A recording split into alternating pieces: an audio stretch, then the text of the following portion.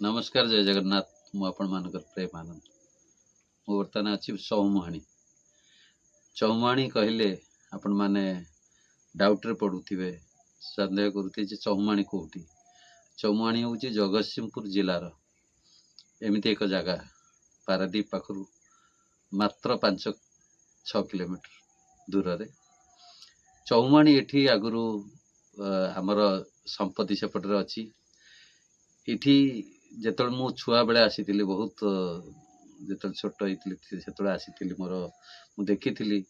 एठी मुहाण चारिटा मुहाण अछि बेले याकु चौमुहाणी कुआ जाय सबु नदीर पानी समुद्र रे मिसे जो कहंती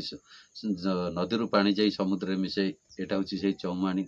एठी सबु पानी जाई कि समुद्र रे मिसे तेणु एठिकार कहानी मु एति कहबी जे ये गोटे दर्शनीय स्थली थिला एबे भी अछि पुराना बोर्ड देखुचंती पुराना डंगा देखुचंती पुराना हुली देखुचंती हमर जब कहावत अछि एठी सब अछि एवं ये एमिति एक परिवेश ये परिवेश रे थरे जे बुलिबो एवं थरे जे देखिबा को आसीबो निश्चित द्वितीय थर आसीबा पई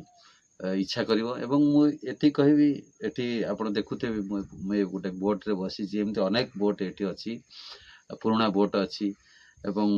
पुराना स्मृति सब मने पडुची मु एठी अनेक थर आसीची छोट बेले आसीची किछि हेतु पाइला पर भी आसीची एवं मु एति कहबी यार गोटे स्मृति यार अनुभूति गोटा अलगा प्रकार आगर मु छोट बेले पिला दिने देखिची पानी बहुत थिला एते बड़ पानी एते चौडार थिला ए नदी डर लागुथिला जे एपटू सेपटू जीवाकू केते समय लागि आज पानी सुखी जाइछि सिना किंतु से चिन्ह बन्न अछि एवं जगतसिंहपुर जिल्ला रे एते ऐतिह्य जगह अच्छी जोटा कि आपण माने बुलिले अनुभव करि परिबे कारण मोर घर केन्द्रापड़ा जिल्ला में जन्म हेले भी मते समस्ते जानती मु जगतसिंहपुर जिल्ला मु एति कहबी जगतसिंहपुर जिल्ला रे अनेक कला एवं स्थापत्य लुचि रही ताकू खोजी बाहर करबा दरकार एवं ताकू सब माने चिन्हट करबा दरकार आ मु एति कहबी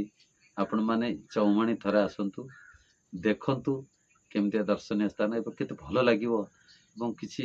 पिला मानकु भी शिखिबार जे केमती बोट माने एठी सब पुराना बोट सब पड़ी रही